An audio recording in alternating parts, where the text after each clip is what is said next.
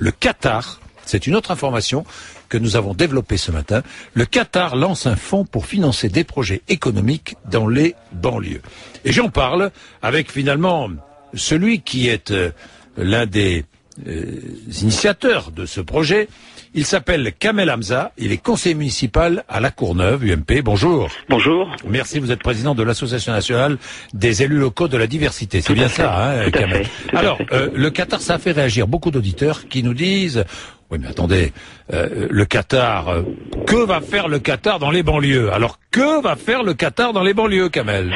Je crois que aujourd'hui, c'est parti d'un constat. Dans ces banlieues, la crise économique est plus forte qu'ailleurs. Donc, en tant qu'élu, on était face à une réalité. Le Qatar a investi au PSG. Le Qatar a investi à Dexia, va sauver quelques collectivités territoriales qui ont fait des emprunts toxiques.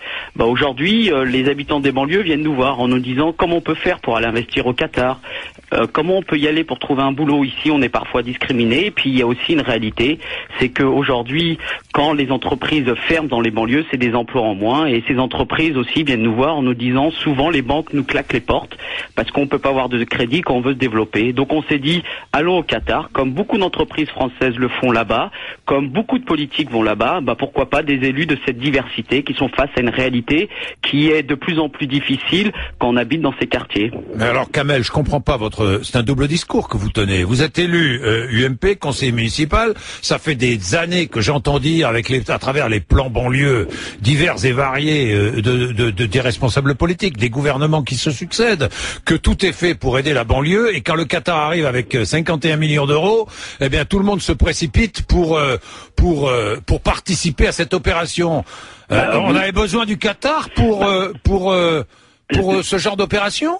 Franchement. La crise économique est arrivée depuis peu, face à une crise qui est très forte dans tout le pays, elle est énorme dans ces quartiers populaires. Le chômage est 2 fois, voire 3 fois plus important qu'ailleurs. Les banques dans ces quartiers ne prêtent plus d'argent. Donc, face à cette réalité, on le voit bien, Nicolas Sarkozy se bat pour essayer de sauver l'euro. L'Europe entière est face à une crise économique. Et les quartiers aujourd'hui sont dans la même situation. Les quartiers, c'est l'Europe, c'est la France.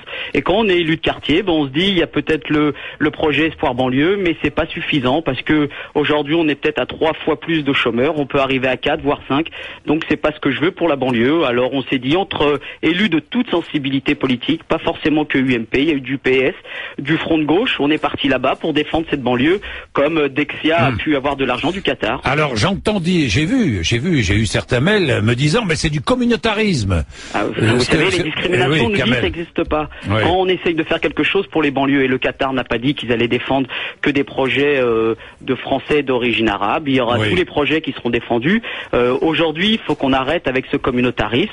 Le communautarisme, ça a bon dos quand on essaye de faire quelque chose. À chaque fois, on nous parle de ça. Moi, je suis pas parti dans une démarche communautaire. Je suis plutôt parti pour défendre la France, pour défendre des projets français. Et moi, ce qui m'inquiète, c'est quand on arrive dans l'antichambre avant d'aller rencontrer l'émir, on entend beaucoup de PDG anglo-saxons et peu de PDG français. Oui. Alors moi, j'appelle ces PDG en leur disant, prenez peut-être un franco de banlieue, en lui disant, peut-être ton identité ou ta langue, avoir un salam alaikum en serrant la main à l'émir, ça peut-être ouvert plusieurs portes. Et la porte, c'est 50 millions d'euros aujourd'hui. Mais ces 50 millions d'euros, c'est pas des euros pour n'importe quoi, c'est pour des projets crédibles, des projets fiables et des projets qui seront sur du long terme.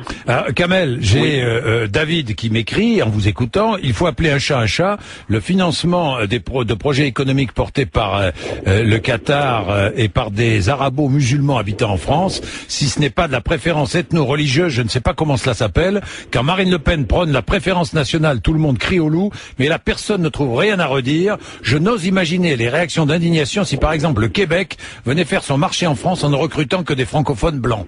Moi je ne comprends pas. Alors faudrait dire aux entreprises françaises de plus aller travailler au Qatar. Faudrait dire à Dexia d'annuler les financements pris pour le Qatar. Et faudrait dire à tous ces salariés français qui travaillent à Veolia, parce que le Qatar investit dans pas mal d'entreprises, de quitter ces entreprises. On peut pas avoir un double discours, c'est-à-dire d'un côté dire quand le Qatar investit dans des grandes entreprises françaises, c'est un pont entre l'Occident et l'Orient, et quand ce sont des Français de banlieue qui vont là-bas essayer de défendre des emplois dans ces quartiers, c'est du communautarisme. Je crois qu'aujourd'hui, en continuant à avoir ce langage, la France s'enferme. La France, malheureusement, elle est face à une grande concurrence, une concurrence mondiale. Les Anglais l'ont très bien compris. Les Anglais investissent beaucoup au Qatar. Et les Anglais donnent du boulot à leur population. Moi, ce que j'ai envie, c'est que tous les Français puissent travailler. Vous savez, un jeune de banlieue qui crée un emploi dans un quartier, c'est du travail pour les jeunes des quartiers. Quand vous avez 20 à 30, quand vous avez 2 fois plus de chômeurs dans ces quartiers, il serait temps qu'on se dise, il va falloir jouer le jeu du monde actuel. Le monde a changé,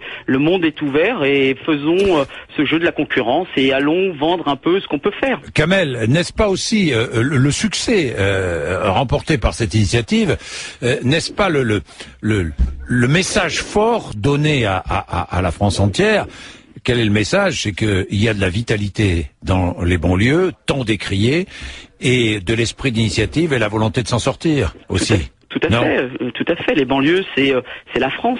C'est pas un communautarisme arabo-musulman, c'est la France. Ce sont des jeunes qui aiment la France et généralement ces jeunes investissent dans ces banlieues. Ce qu'ils veulent faire, c'est pouvoir montrer qu'ils sont compétents, qu'ils sont dynamiques, mais parfois ce dynamisme n'est pas reconnu dans notre pays et il faut que ce soit d'autres pays qui le reconnaissent.